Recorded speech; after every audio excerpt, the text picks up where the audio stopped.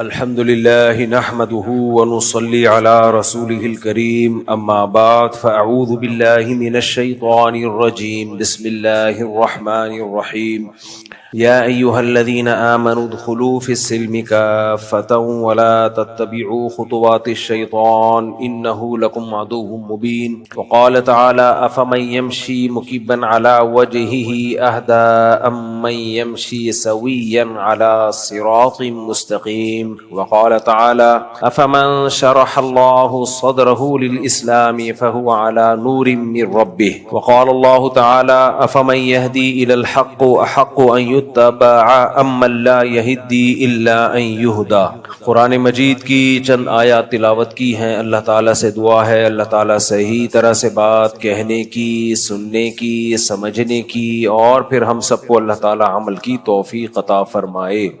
نبی صلی اللہ علیہ وسلم نے ارشاد فرمایا ذاق طعم الایمان من رضی باللہ ربا وبالاسلام دینا وبمحمد نبیا صلی اللہ علیہ وسلم۔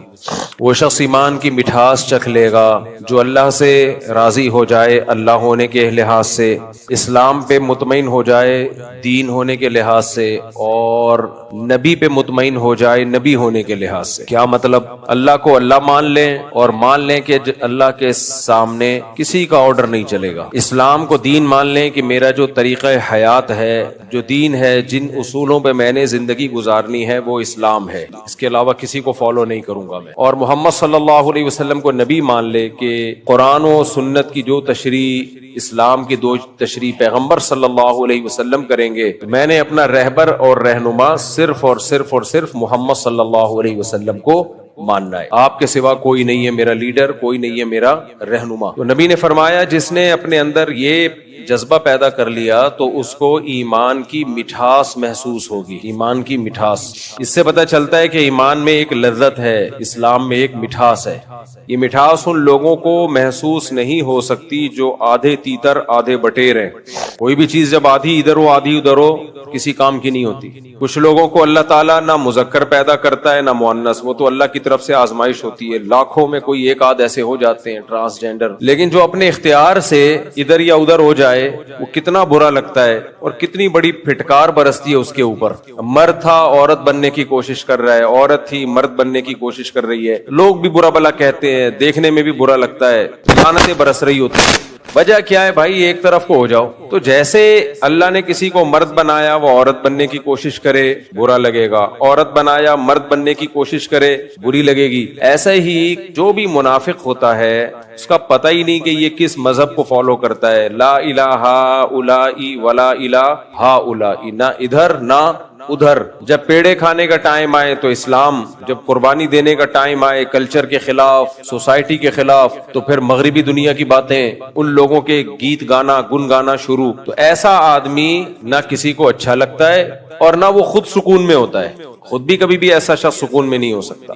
دو رنگی چھوڑ دے یک رنگ ہو جا، سراسر موم یا پھر سنگ ہو جا۔ ایک طرف کو ہو جاؤ بھائی، ادھر ہو جاؤ یا ادھر ہو جاؤ۔ اب اسلام کے کچھ تعلیمات ہیں جس میں اسلام نے 2 اور 2 4 کی طرح چیزوں کو کلیئر کر دیا ہے۔ ایک بات خوب اچھی طرح سمجھ لیں، جب سے سوشل میڈیا آزاد ہوا ہے نا، آزاد، اس کے جہاں بہت سارے فائدے ہوئے ہیں بہت سارے نقصانات بھی ہوئے ہیں۔ آزادی اگر کچھ اصولوں اور ضابطوں کے ساتھ ہو تو یہ نعمت ہے، آزادی اگر بے لگام دے دی جائے تو یہ عذاب ہے۔ آپ مجھے ایک بات بتاؤ، بچوں کو ہم آزادی دیتے ہیں، کیا بغیر کسی لگام کے آزاد کر دیتے ہیں یا کوئی لمٹ ہوتی ہے اس کی؟ اگر ہم بچوں کو بالکل آزاد کر دیں کہ جو چاہے کرو، بچے ہمیں بیچ کے کھا جائیں، بچے ہمیں بیچ کے کھا جائیں۔ آپ کہہ سکتے ہو بچہ باپ کو کیسے بیچے گا؟ بھائی وہ نشیوں میں گھومے گا پھرے گا، چرس بھی چیک کر کے دیکھے گا، ہیروئن بھی چیک کر کے دیکھے گا، شراب بھی چیک کر کے دیکھے گا کہ یار دیکھیں تو صحیح کیا ہے۔ بچہ تو ناسمجھ ہوتا ہے نا، ہوتے ہوتے نشے کی عادت پڑے گی، پھر گھر سے چوریاں کرے گا۔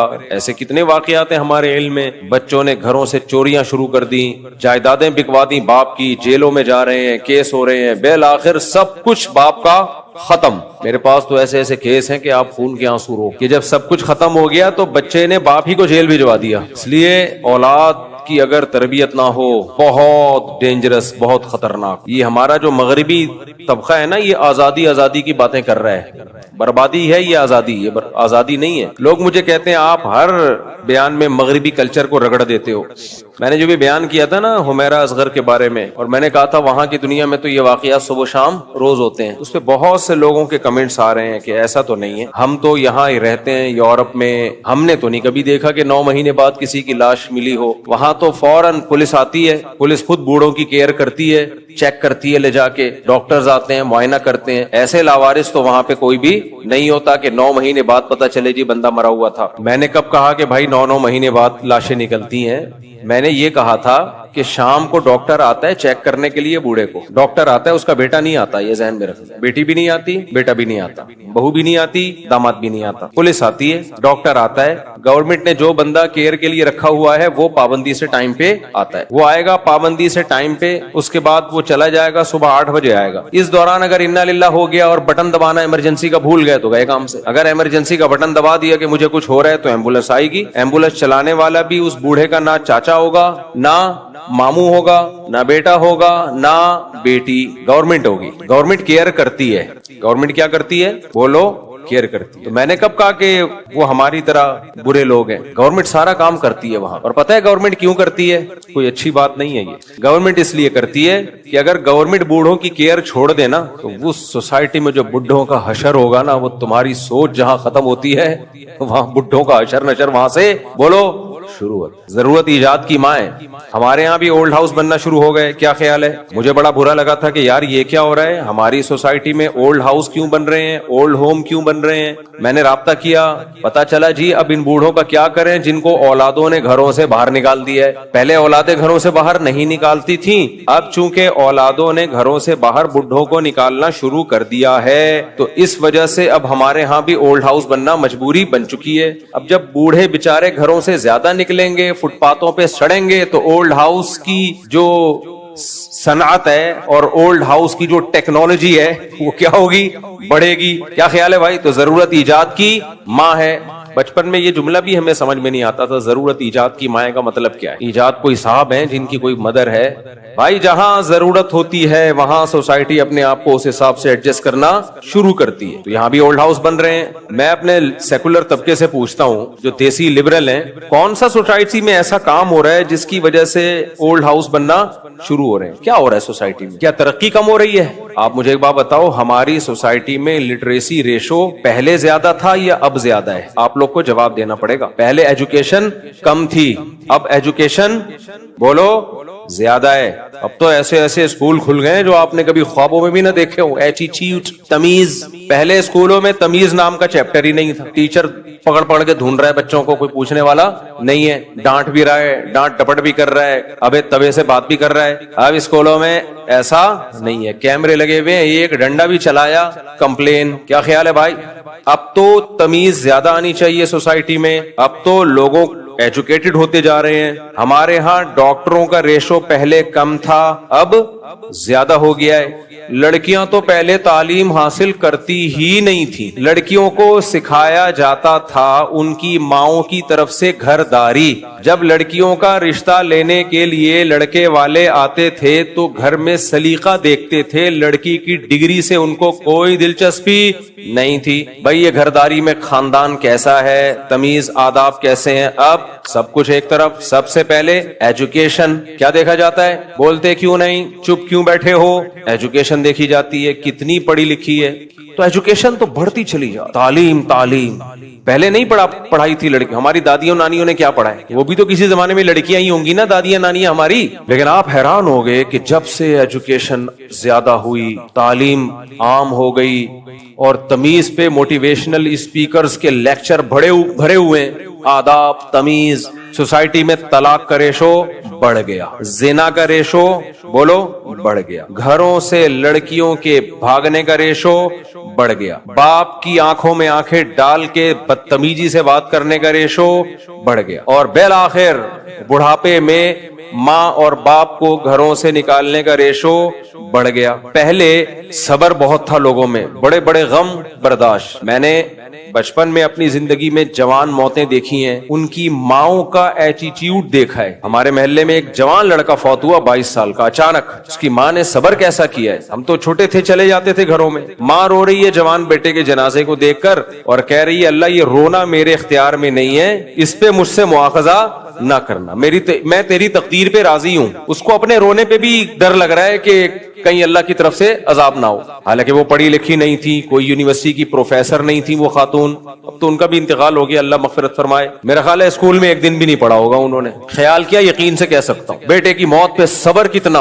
اور بیٹا پڑھنے کے لیے گیا تھا, وہیں یونیورسٹی میں ڈیتھ ہوئی ہارٹ اٹیک سے, کوئی بیماری ہوگی واللہ عالم. کیسا صبر. تو نہ ایجوکیشن ہے, نہ کوئی موٹیویشنل اسپیکر ہے انگلش میں ٹھش پھش کر کے لوگوں کو. آج ٹک ٹاک پہ دیکھو ہر دوسرا آدمی لوگوں کو گائیڈ کر رہا ہے, اور اتنے غلط طریقے سے بعض لوگ گائیڈ کر رہے ہوتے ہیں. میں کہتا ہوں یہ معاشرے میں آگ لگا رہے ہیں. ابھی ایک صاحب ہیں, وہ لوگوں کو سمجھا رہے ہیں کہ آپ کی بیوی آپ سے 10-15 سال اگر چھوٹی ہے تو اس کے بڑے جذبات ہوتے ہیں, آپ اس کو پورا نہیں کر پاتے اور گھروں میں لڑائیاں ہوتی ہیں وغیرہ وغیرہ کر کے نا. یہ ڈفرنس بتانا چاہ رہے کہ ایج ڈفرنس زیادہ نہیں ہونا چاہیے. بھائی بہت سی شادیاں ہیں جن میں ایج کا بہت فرق ہے, آپ ان کی بیویوں کو کیوں احساس کمتری میں ڈال رہے ہو؟ وہ اچھی بلی زندگی اپنے شوہر کے ساتھ گزار رہی ہے, کوئی 15 سال بڑا, کوئی 20 سال بڑا, وہ خوش ہیں. آپ اس طرح کی باتیں کر کے آگ لگا رہے ہو گھروں میں. نیچے کمنٹس آئے ہوئے تھے خواتین کہ ہاں میرا میاں تو 10 سال بڑا ہے, میرا میاں تو 15 سال بڑا ہے, میں یہ چیز خود فیل کر رہی ہوں. حالانکہ اس سے پہلے فیل نہیں کر رہی ہوگی, اس کی تقریر سن کے فیل کرنا شروع کر دیا ہو. چھوڑ دو, تمہیں کیا ضرورت ہے لوگوں کی پرسنل لائف میں ٹانگ اڑانے کی؟ کیوں لڑوا رہے ہو آپس میں؟ ہر آدمی موٹیویشنل اسپیکر بنا ہوا ہے, ہر آدمی لوگوں کے گھروں میں گھسا ہوا ہے, ہر آدمی 4 کتابیں پڑھ لے, بلکہ پڑھا ہوا بھی نہیں ہے, لوگوں کو گائیڈ کرنا شروع. اگر آپ کا میاں ایسا ہے تو پھر آپ یوں کریں, اگر آپ کا میاں ایسا ہے تو آپ چھوڑ دے. اس کا میاں جیسا ہوگا وہ اپنے باپ سے مشورہ لے لے گی, اس کے ماموں بھی ہیں ان سے مشورہ لے لے گی.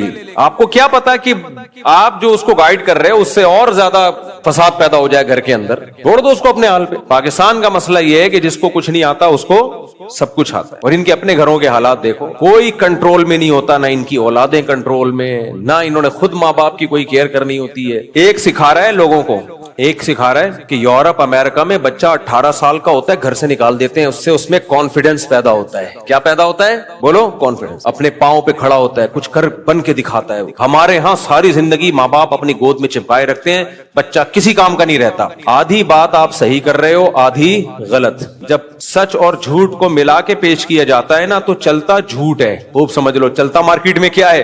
جھوٹ چلتا ہے, سچ کی طرف کوئی نہیں جاتا. 18 سال. اچھا لوگوں نے کہا بالکل صحیح, بالکل صحیح کہہ رہے ہیں آپ, ہم لوگ پالتے رہتے ہیں اپنے بچوں کو اور وہ کسی کام کے نہیں رہتے. او بھائی ان ملکوں میں بھی چند فیصدی کسی کام کے نکلتے ہیں, زیادہ تر بیکاری ہوتے ہیں. شراب کباب لڑکیوں میں زندگیاں گزرتی ہیں, ہینڈ ٹو ماؤتھ چل رہے ہوتے ہیں, ہینڈ ٹو ماؤتھ. چند سائنسدانوں کو دیکھ کے, چند ترقی یافتہ لوگوں کو دیکھ کے, یہ نا ایک دیکھ کے چاول نہیں ہوتی کوئی بھی قوم کہ آپ نے 4 چاول چیک کی اور پوری دیکھ پہ حکم لگا دیا کہ پک چکی ہے. جب دیکھ تیار ہوتی ہے تو ہم 4-5 چاول لے کے چیک کرتے ہیں, اگر گل گئے تو اس کا مطلب پوری دیکھ گل گئی. تو دیگوں کو جانچنے کا جو طریقہ ہے وہ قوموں کو جانچنے کا نہیں ہے. گورے جو 18 سال کے بچوں کو کک آؤٹ کرتے ہیں, میجورٹی بگڑتی ہے. لیکن مصیبت پتہ ہے کیا ہے ہمارے نمونوں کے ساتھ, کہ یہ بگڑے ہوئے کو بھی ٹھیک کہہ رہے ہیں. وہ زنا کر رہے ہیں کوئی بات نہیں, یہ تو پرسنل معاملہ ہے. شراب پی رہے ہیں کوئی بات نہیں, چرس پی رہے ہیں کوئی بات نہیں, ماں باپ کو اولڈ ہاؤس میں جمع کر رہے ہیں کوئی بات نہیں, نہ خدا کے نہ رسول کے کوئی بات نہیں. تو رہ کیا گیا؟ اور برائی کسے کہتے ہیں بھائی؟ رہ کیا گیا؟ ہیلتھ دیکھو ان کی کتنا اچھا, ان کی گورنمنٹ کتنا کیئر کرتی ہے. تو یہ تو گورنمنٹ کی خوبی ہو گئی نا, کلچر کی خوبی تو نہیں ہوئی. کلچر کہاں ہے؟ عجیب وہ آتے ہیں نا, وہ منہ پہ عجیب پتہ نہیں کیا, جو منہ پہ ماسک لگا کے آتے ہیں نا, وہ آخر میں کہتے ہیں عجیب پتہ نہیں کیا. تو میری زبان پہ بھی یہ چڑھ رہا ہے. تم جس کلچر کی تعریف کر رہے ہو اس میں کوئی ایک چیز تو دکھا دو ڈھنگ کی. صفائی ستھرائی یہ چیزیں یہ گورنمنٹ کی مینجمنٹ ہے. تو ہماری گورنمنٹ بھی کر لے تو بہت کچھ ہو جائے, لیکن کرے گی نہیں ہماری گورنمنٹ انشاءاللہ. مجھے اللہ کی رحمت سے پوری امید ہے. آپ کو یہ کیا بات ہے اللہ کی رحمت سے امید کہ ہماری گورنمنٹ کبھی بھی علاقے کو صاف نہیں کرے گی؟ انشاءاللہ بھی کہہ رہے ہو بھائی. اس کی وجہ یہ ٹینشن دور کرنا چاہتا ہوں, کیونکہ جب کسی سے آپ امیدیں لگاتے ہو اور پھر وہ امیدوں پہ پورے نہ اترے تو ٹینشن ہوتی ہے. کیا خیال ہے بھائی؟ اب میں کہوں نہیں ایک دن آئے گا ہماری حکومت یہ سب کچھ کرے گی, پھر وہ دن نہیں آئے گا تو ٹینشن کس کو ہوگی ہمیں ٹینشن ہوگی. تو میں اپنے آپ کو ٹینشن سے بچنے کے لیے کہتا ہوں انشاءاللہ ہمیں پوری امید ہے وہ دن کبھی بھی نہیں آئے گا کہ حکومت کراچی کو صاف کرے گی. اس لیے لائف کو ہم کیا کر رہے ہیں؟ انجوائمنٹ پہ کوئی سمجھوتا نہیں ہے، یاد رکھو، کیونکہ ہمارے پاس ایک ہی چیز رہ گئی ہے اور ہمارے پاس کیا ہے بھائی. تو اس لیے ہم زیادہ کیا بالکل بھی امیدیں نہیں لگاتے. پھر اگر اتفاق سے کر دے تو سبحان اللہ بہت زیادہ خوشی ہوگی، پھر مرنا جائیں گے خوشی سے ہم. خیر، تو ہاں وہ نمونے کہہ رہے تھے کہ میں تو دیکھو وہی بیان کروں گا نا جو مارکیٹ میں چل رہا ہے. لوگ کہتے ہیں ہم آپ سے قرآن و سنت سننے کے لیے آتے ہیں، آپ کیا ٹک ٹاک کے واقعات شروع کر دیتے ہو. بھائی قرآن و سنت کا امپلیمنٹ اصل چیز ہے. اصل کیا ہے؟ قرآن و سنت کو سوسائٹی پہ منطبق کرنا. تو وہ تو آج کے حالات کے حساب سے ہی منطبق کیا جائے گا نا. آج جس طرح سے قرآن و سنت کی مخالفت ہو رہی ہے، یا وہ لوگ جو قرآن و سنت کی مخالفت کر رہے ہیں میڈیا پہ، تو انہی کا میں جواب دوں گا نا. دیکھنے میں ایسا لگے گا یہ وہ بات کر رہے ہیں جو قرآن و سنت کے مطابق ہے، لیکن حقیقت میں وہ بالکل قرآن و سنت کے اگینسٹ ہوگی. تو آج کل اس طرح کے بھی آئے ہوئے ہیں ٹک ٹاک پہ کہ 18 سال کے بچے کو گھر سے نکال دو، یورپ نکال دیتا ہے، وہ لوگ نکال دیتے ہیں. ہر چیز میں دم ہلانا اس سوسائٹی کے ساتھ، ہر چیز میں دم ہلانا. ان کے ایک آدھ چکر لگے ہوتے ہیں، 2-4 چیزیں یہ دیکھ رہے ہوتے ہیں. کسی بھی سوسائٹی کو ایسے نہیں جانچا جاتا میرے بھائی. تو 2-4 چیزیں دیکھ رہے ہوتے ہیں کہ 18 سال کے نکال دیتے ہیں تو وہ اپنے پاؤں پہ کھڑے ہو جاتے ہیں. مورگیج پہ ان کو گھر ملتا ہے، اپنے پاؤں پہ کھڑے ہو گئے ہیں. قرضے پہ گھر مل رہا ہے، گاڑیاں قرضے پہ مل رہی ہے، اپنے پاؤں پہ کھڑے ہو گئے. ساری زندگی حکومتوں کے غلام رہتے ہیں بھائی، ساری زندگی. اپنا کچھ بھی نہیں ہے، سارا فری پھوکٹ کا گورنمنٹ کی طرف سے ملا ہوا ہوتا ہے، اور وہ ساری زندگی گورنمنٹ سود کے ساتھ قسطیں کاٹتی رہتی ہے، اس میں جکڑے رہتے ہیں. یہ بالکل ایسے ہی جیسے انشورنس والے کہتے ہیں اگر آپ انشورنس کروا لیں گے آپ انشورڈ ہو جائیں گے. یار منجن کسی اور کے سامنے بیچو، یہ تمہارا منجن سیکولر لبرل لوگوں میں چلتا ہے. جو وحی کی تعلیمات کے بغیر جو عقل استعمال ہوگی نا وہ گمراہی کی طرف لے کے جائے گی. مولوی کے پاس چونکہ قرآن و سنت کا علم ہوتا ہے، جو صحیح جینین مولوی ہوتے ہیں، اس لیے وہ آپ کے منجن میں نہیں آتے. ایک صاحب کہنے لگے میں اتنی قسطیں جمع کراؤں گا، اگر میں بیمار ہو گیا تو علاج ہوگا، فلاں بیماری ہو گئی تو میں انشورڈ ہوں. میں نے کہا بھائی صاحب آپ انشورڈ نہیں ہو، جس کمپنی کو پیسے دے رہے ہو وہ انشورڈ ہو گئی ہے، تم بیمار نہیں ہوئے تو وہ گئے پیسے. تمہارے بیمار ہونے کا چانس 1% ہے اور نہ ہونے کا چانس 99% ہے. تو جوا کھیل رہے ہو، تم پیسے لگا رہے ہو، بیمار ہو گئے تو ریٹرن ہوں گے ورنہ گئے. اور کمپنیاں کتنی ہوشیار ہیں آپ دیکھو، چاہے انشورنس کمپنیاں ہو چاہے کوئی بھی لمیٹڈ ہوتی ہیں. یہ تو گورے نے ایسا خدا کی قسم منجن بیچا ہے نا، اس سے تم ہی بیوقوف بنتے ہو، مولوی بیوقوف نہیں بنتے. گورا نے اسلام نہیں ہے نا، انسانیت کے نام پہ بیوقوف بنانا بہت آسان ہے خدا کی قسم. کل ہم لوگ نے کہیں تفریح پہ جانا تھا، اللہ معاف فرمائے میں بہت گنہگار مولوی ہوں اس لیے کبھی کبھار تفریح پہ چلا جاتا ہوں. لوگ بہت نیگیٹو کمنٹس کر رہے ہوتے ہیں مولویوں کی حرکتیں دیکھو، تو مولویوں کے ساتھ ہی گیا. مولوی کے ساتھ سینما گھر میں تھوڑی جائے گا بیچارہ، کہاں جائے گا زیادہ. ہم لوگ گئے تفریح پہ، جمعرات کو چھٹی ہوتی ہے نا ہماری مدرسے کی، تو 2-3 اساتذہ نے کہا، ہم نے کہا چلو. تو کوئلے پہ جا کے ہم نے چکن بنائی، اور ہمارے ایک پٹھان مولانا صاحب تھے انہوں نے جا کے پلاؤ بنائی لکڑیوں کے چولہے پہ. لکڑیاں جمع کی ہم نے جنگل میں، مزہ نہ آئے پیسے واپس. لکڑیاں جمع کی، آگ لگائی، اینٹیں رکھی، وہ بالکل سچی مچی کا دیسی اسٹائل. بڑا مزہ آیا، کھا پی کے نہر میں نہائے وائے آ گئے واپس. میں کیا کہہ رہا تھا وہ تو بھول ہی گیا میں. نہیں چکر پہ نہیں، یہ واقعہ کچھ کسی اور وجہ سے سنا رہا تھا. کیا کہہ رہا تھا میں؟ مولوی کو وہ تو لمیٹڈ تو ہوتی، تو ہمیں وہ چکن مکن خریدنی تھی، کچھ مسالے وسالے. تو اب کسی بڑے مال میں لے گئے ہمیں ایک مولانا صاحب. میں گھر کا سودا خریدتا ہوں محلے کے دکاندار سے. دو وجہ سے. ایک تو یہ کہ سب سے بڑی وجہ تو یہ کہ یار یہ چھوٹے چھوٹے دکانداروں کی تو واٹ لگ جائے گی اگر ہم سارے بڑے بڑے مال سے خریدیں گے. ایک وجہ یہ ہے، اور بھی بہت ساری وجوہات ہیں، وہ چھوڑو. اب یہ بڑے بڑے مالز میں ہوتا کیا ہے؟ یہ ہے سودی نظام کی برکتیں، یعنی نحوستیں. یہ لوگ کروڑوں روپے قرضہ لے لیتے ہیں بینک سے اور ایک بہت بڑا مال بنا لیتے ہیں. میں نہیں کہہ رہا 100% لوگ ایسا کرتے ہیں، میجورٹی ایسا کرتی ہے پوری دنیا میں. اب یہ جو کروڑوں روپے آپ کے ہاتھ میں آ گئے، یہ آپ کی خون پسینے کی کمائی نہیں ہے، یہ باپ سے وراثت میں نہیں ملی جو باپ دادا کی کمائی ہو جو اب اولاد میں ڈیوائیڈ ہو رہی ہے. اچانک ایک آدمی کے ہاتھ میں اتنا پیسہ آتا ہے، وہ کروڑوں اربوں روپے کی انویسٹمنٹ کر کے بڑے بڑے مال بنا لیتا ہے، اور گلی محلے والا جو باپ دادا سے کماتے کماتے جس کے پاس چند لاکھ روپے آئے ہیں اس کے کاروبار کی ایسی کی تیسی. یا تو کروڑوں روپے انویسٹمنٹ ہو رہے ہوتے نا قرضہ لیے بغیر. قرآن کیا کہتا ہے؟ کئی لا یکون دولتم بین الاغنیاء منکم. اللہ نے مال کی تقسیم کا طریقہ، بزنس کا طریقہ وہ رکھا ہے کہ دولت چند ہاتھوں میں مت سمٹے، نہ سمٹے دولت. یہ سودی نظام ہے جس کی نحوستیں ہمیں نظر آ رہی ہیں کہ آپ اتنا پیسہ بینک سے اٹھا کے آپ کا کچھ بھی نہیں ہے، اس میں آپ کی کمائی نہیں ہے. وہ قرضہ لے کے جب آپ بزنس شروع کرتے ہو آپ کا پیسہ تھوڑی ہے, وہ آپ نے تو چند فیصد سود دینا ہے اس کو. تو آپ اتنی بڑی انویسٹمنٹ کر کے اتنے نوٹ چھاپنا شروع کر دیتے ہو, اور جس کے پاس یہ انویسٹمنٹ اتنی نہیں ہے اس کی ایسی کی تیسی سارا کراؤڈ آپ کی طرف چلا آتا ہے. اگر یہ قرضے کا نظام ختم ہو جائے تو پھر آپ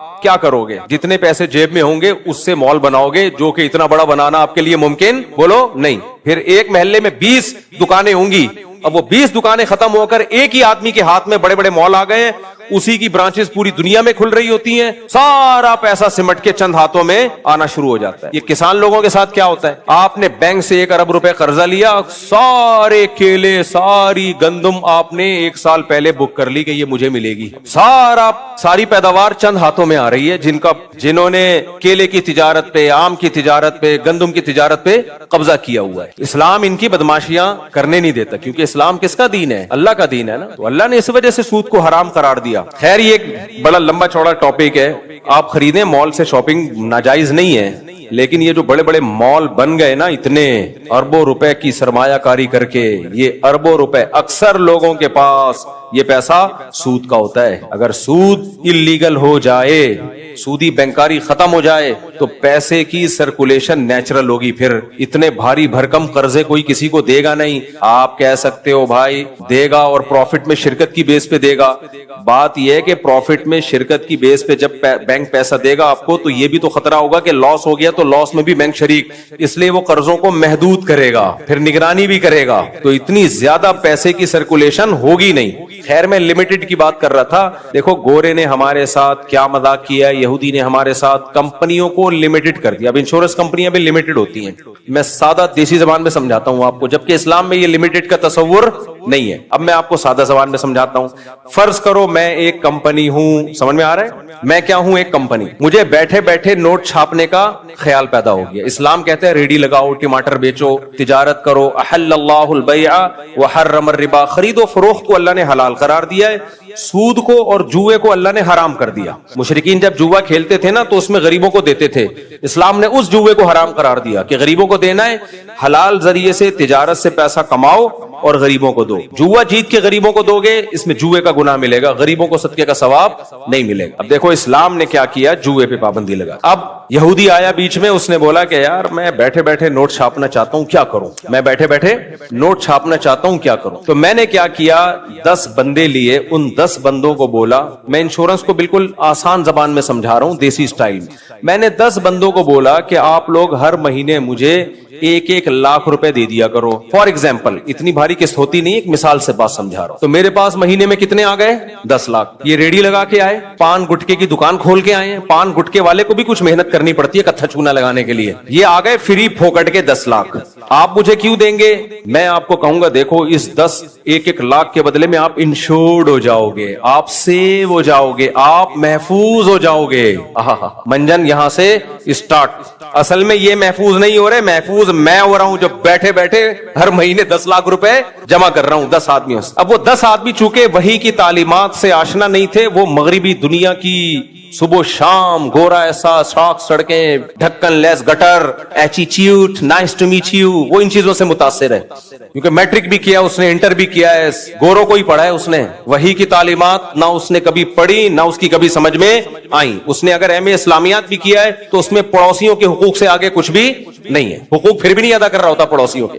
ہمارے پڑوسیوں نے تو امید ہے ایم.اے اسلام, پتہ نہیں. خیر اب آپ کو کیا پتا اپنے کون سے پڑوسی کی بات ہو رہی ہے. میں اپنے پڑوسی کی غیبت بھی کرتا ہوں تو غیبت نہیں ہوتی. اگر کوئی پڑوسی آئیں گے تو بولوں گے تم تھوڑی, میرے تو کئی اور بھی ہول سیل کے حساب سے پڑوسی ہیں میرے, کیا پتا میں کس کی بات کر رہا ہوں. خیر تو اب کیا کیا ہم نے, میں نے 10 آدمیوں سے 1-1 لاکھ روپے جمع کر لیے. میں بیٹھے بیٹھے کتنے ہو گئے؟ 10 لاکھ. وہ دیں گے کیوں؟ میں کہوں گا بھائی دیکھو, اگر تمہاری ٹانگ ٹوٹی تو تم انشورڈ ہو. ٹانگ جوڑنا کس کی ذمہ داری ہے؟ بولو.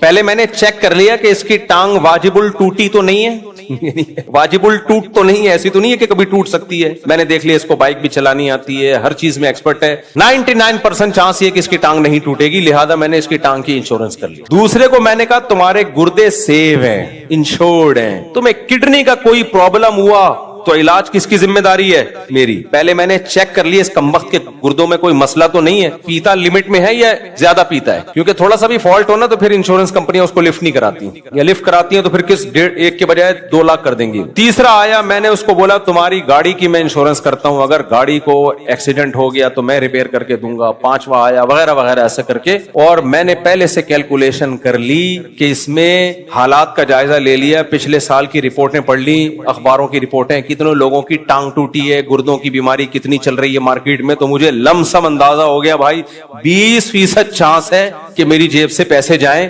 80% یہی ہے کہ نہیں جائیں گے, یا 1-2 کے علاج میں چلے جائیں گے, 8-10 تو بچ ہی جائیں گے, 8 بندے تو پھر بھی 8 لاکھ تو بچا ہی بچا. یہاں سے میں نے نوٹ چھاپنا شروع. اب چونکہ اسلام ان بدماشیوں کو نہیں مانتا, یہ بدماشی بھی کرتے ہیں, اور کمال کی بات یہ اس پہ لیبل لگاتے ہیں کہ یہ انسانیت کی خدمت ہے, ہم آپ کو سیکیور کر رہے ہیں. ارے بھائی تم ان کو سیکیور نہیں کر رہے, یہ کمپنی اپنے آپ کو سیکیور کر رہی ہیں. اور ایک خاندانی بدماشی پتہ میں نے کیا کی, بہترین قسم کی. میں نے کہا یہ میں معاملہ نہیں کر رہا, میں تو شخص ہوں نا, یہ کمپنی کر رہی ہے معاملہ جس کا میں اونر ہوں, یا 4-5 آدمی اونر ہیں, اس کے شیئر ہولڈر ہیں, ہم تو کر ہی نہیں رہے. لہذا اب اصولی طور پر میں جب آپ کو سیکیور کرتا ہوں کہ آپ کی ٹانگ ٹوٹ گئی تو میں علاج کراؤں گا, اس کے بدلے میں آپ مجھے ہر مہینے 1 لاکھ روپے دے رہے ہو, تو اگر آپ کی ٹانگ پہ 15 لاکھ کا خرچہ آیا تو میری ذمہ داری ہے یا نہیں ہے, جو معاہدہ ہوا تھا اس کی روح سے, کہ میں آپ کا علاج کراؤں. تو میں نے اپنے آپ کو سیو یہ کیا کہ یہ کمپنی لمیٹڈ ہے. کیا مطلب, کمپنی کے پاس پیسہ ہوا تو تیری ٹانگ کا علاج کرائے گی, نہیں ہوا تو پتلی گلی سے نکل. یہ ہے حرام خوری جو کافر تمہارے ساتھ اور کفریت طاقتیں تمہارے ساتھ کر رہی ہیں, اور تم 3 پیس سوٹ اور ٹائی لگا کے جا رہے ہوتے ہو, انشورنس کمپنیوں کو پروموٹ کر رہے ہوتے ہو, بولتے ہیں مولوی لوگوں کو تو بس حرام کہنا آتا ہے, انشورنس حرام, یہ حرام, وہ حرام. مولوی اس لیے کہتا ہے, اس سے مولوی کو کوئی لڈو کھانے کو نہیں ملتے. مولوی اس لیے حرام کہتا ہے کہ مولوی کو اللہ نے پابند کیا ہے کہ سوسائٹی میں کچھ غلط ہو رہا ہو تو اسلام کے کچھ اصول ہیں, ان اصولوں کو تم نے لوگوں کے سامنے بیان کرنا ہے. منوانا تمہارا کام نہیں ہے, تمہارا کام بیان کرنا ہے. چھوڑ دو ان کو, اللہ خود پوچھے گا. کافر تھوڑی اسلام کو مانتا ہے, وہ شراب پیے, وہ جوا کھیلے, وہاں تو کیسینو سینٹر کھلے عام چل رہے ہیں, ان میں بھی بڑی بدماشیاں ہوتی ہیں, وہ بھی اوپنلی جوے نہیں ہوتے, ان میں بھی شروع میں جتوایا جاتا ہے پھر ہرایا جاتا ہے. بڑے بڑے ڈرامے چل رہے ہیں. سمجھتے ہو گے نہیں سمجھتے, تو کمپنیاں بھی لمیٹڈ ہوتی ہیں ماشاءاللہ, کوئی رسپانسبلٹی نہیں ہے. اسلام کیا کہتا ہے, آپ نے کہیں پیسہ لگایا, کسی مزدور کو دیا جس کے پاس پیسہ نہیں ہے, نقصان ہو گیا تو کون اٹھائے گا؟ انویسٹر کا نقصان ہے. اسی طرح قرضہ چڑھ گیا تو آپ کو دینا پڑے گا. آپ یہ نہیں کہہ سکتے کہ قرضہ مجھ پہ چڑھ گیا تو میرے پاس نہیں ہے, کمپنی سے تمہارا معاہدہ ہوا ہے, کمپنی کی نہ ٹانگیں ہیں, نہ ہاتھ ہیں, نہ پاؤں ہیں, وہ ایک شخص قانونی ہے جس کو لیگل پرسن کہتے ہیں. تو ٹھیک ہے, ڈاکومنٹیشن کی حد تک اس کو لیگل پرسن یا معاملات کو آسان کرنے کے لیے لیگل پرسن قرار دینے میں کوئی حرج نہیں ہے, لیکن اسلام کہتا ہے اس لیگل پرسن کے جو شیئر ہولڈر ہیں اوریجنل وہ ہیں جو بزنس کر رہے ہیں. لہذا قرضہ چڑھا تو کمپنی پہ نہیں چڑھے گا, ان لوگوں پہ قرضہ چڑھے گا. ان کے پاس پیسے ان کو دینے پڑیں گے, دنیا میں نہیں دیں گے تو آخرت میں دینے پڑیں گے. میں سمجھا پا رہا ہوں بات کی نہیں سمجھا پا رہا؟ مشکل ہو گیا تھوڑا, آج تھوڑا لیکچر گاڑھا ہو گیا. ہاں تو میں وہ بتا رہا تھا, وہ صاحب بتا رہے ہیں 18 سال تک ہماری سوسائٹی میں بچوں کو رکھا جاتا ہے, پھر 18 سال کے بعد بھی ماں باپ, اور پھر وہ گورا کو کک آؤٹ کر کے ایسے ٹھڈا مار کے باہر نکال یہاں سے. اس سے ان میں کانفیڈنس پیدا ہوتا ہے, ان بچوں میں کیا پیدا ہوتا ہے, یہ چل رہا ہے مارکیٹ میں.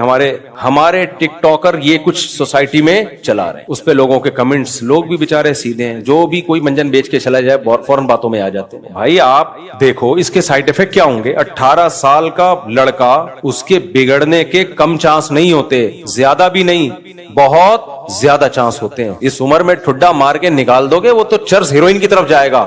گورے جاتے ہیں لیکن ان کے ہاں کوئی مسئلہ نہیں ہے. وہاں میں نے ہیروئن چی بھی دیکھے, ایسے نہیں ہوتے, ان کے ہیروئن چی پر تھوڑے صاف ستھرے ہوتے ہیں, تو ہیروئن بھی بری چیز نہیں, تو وہ غلط چیز ہو, گرل فرینڈ کی طرف جائے گا. آپ اپنی سوسائٹی میں برداشت کرو گے گرل فرینڈ کو, اگر کرنا ہے تو پھر ٹھیک ہے کرو. پھر یہ بات, پھر جمعے کو نماز پڑھنے مت آئے کرو ٹوپی پہن کے.